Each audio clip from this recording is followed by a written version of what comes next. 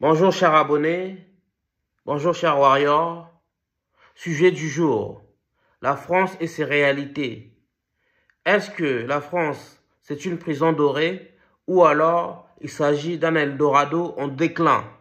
C'est la question du jour. Sur le volet économique, force est de constater que la France est en crise profonde. Et pour cause, il y a 7% de chômage de la population active. C'est-à-dire, en tout et pour tout, il y aurait 6 millions de chômeurs en France selon France Travail. Par conséquent, les immigrés, les Noirs, les Africains et les Afro-descendants sont contraints d'occuper les métiers en tension. Vous savez, ces métiers pénibles, physiques et mal rémunérés, comme agent d'entretien, manutentionnaire, agent de sécurité, livreur ou encore ouvrier du bâtiment. Du coup, les Français autochtones, diplômés d'un bac+5, quittent la France pour aller, par exemple, travailler aux États-Unis, pour aller travailler en Chine, pour aller travailler à Singapour, ou alors se tournent vers Dubaï. Et comme vous le savez, en France, le SMIC n'est que de 1400 € net par mois. Or, l'inflation continue de s'abattre sur la France. Et le coût de la vie a augmenté alors que les salaires n'ont pas été augmentés.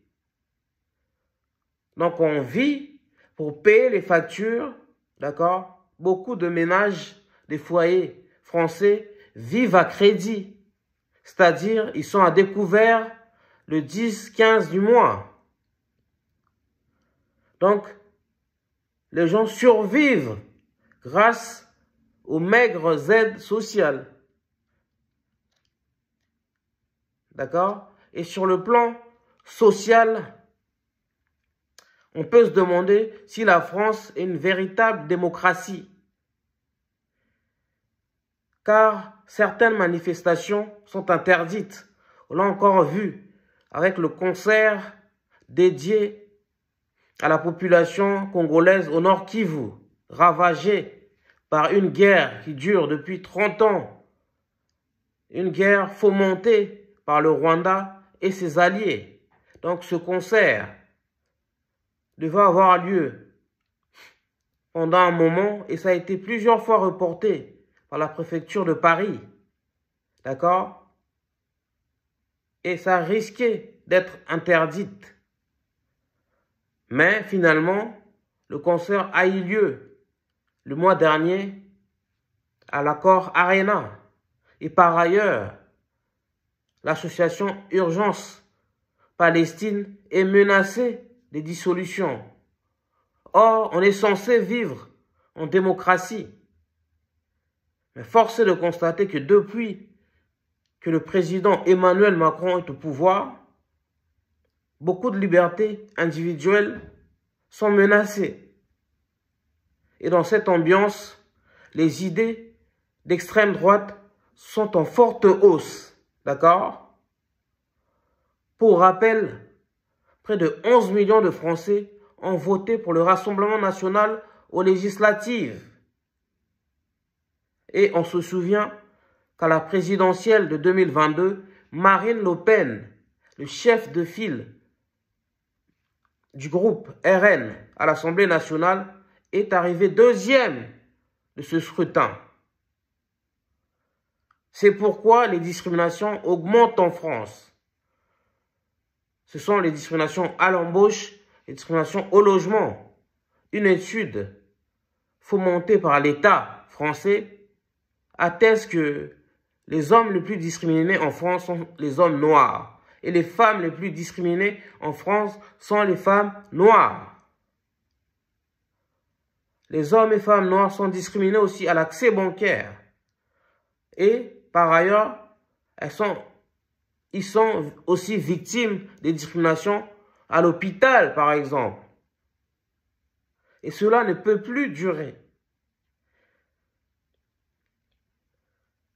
Et enfin, sur le volet psychologique, une étude a démontré que les Français sont les plus grands consommateurs d'antidépresseurs au monde.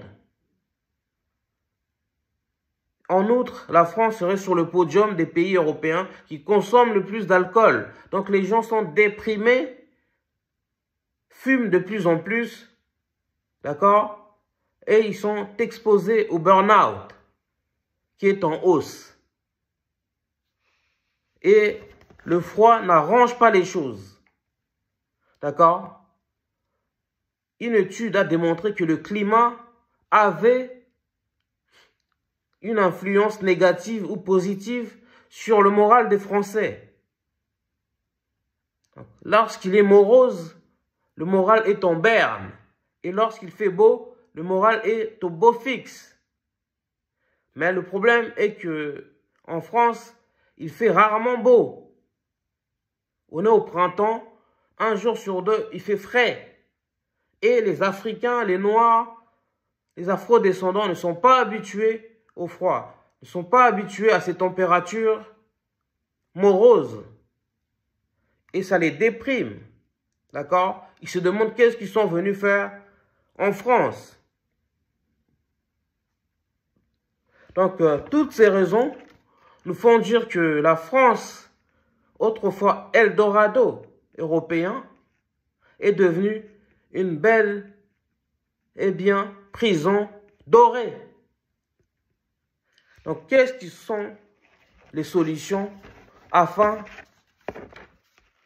de sortir de cette crise économique, sociale et psychologique qui touche la France?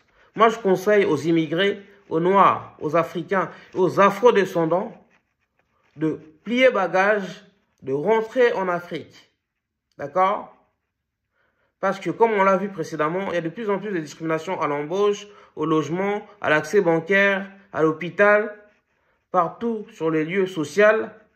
Par exemple, une étude atteste que les familles françaises d'origine autochtone ont plus de chances d'obtenir un logement HLM comparé à une famille africaine.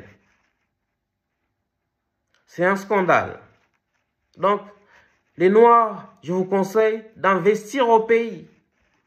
Car il y a tout à construire dans notre continent mère. D'accord? L'Afrique a besoin de vous. L'Afrique a besoin de votre talent. L'Afrique a besoin de votre argent.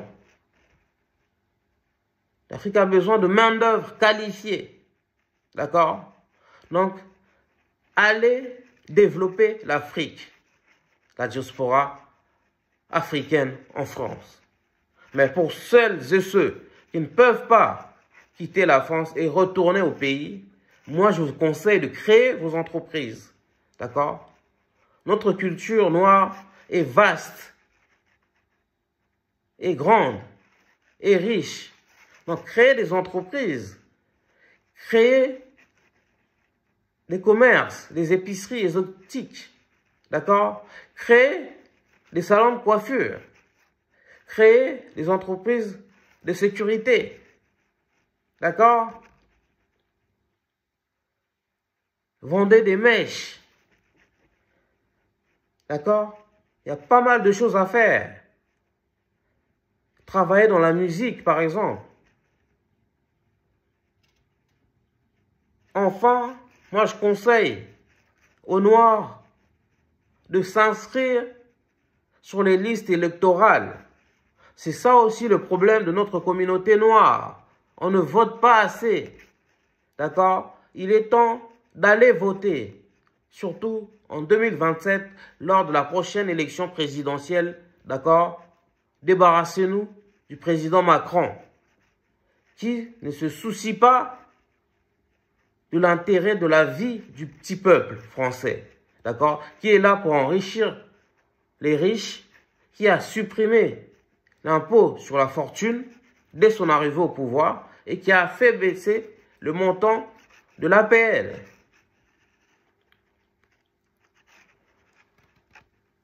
Voilà un peu ce que je pense de ce sujet.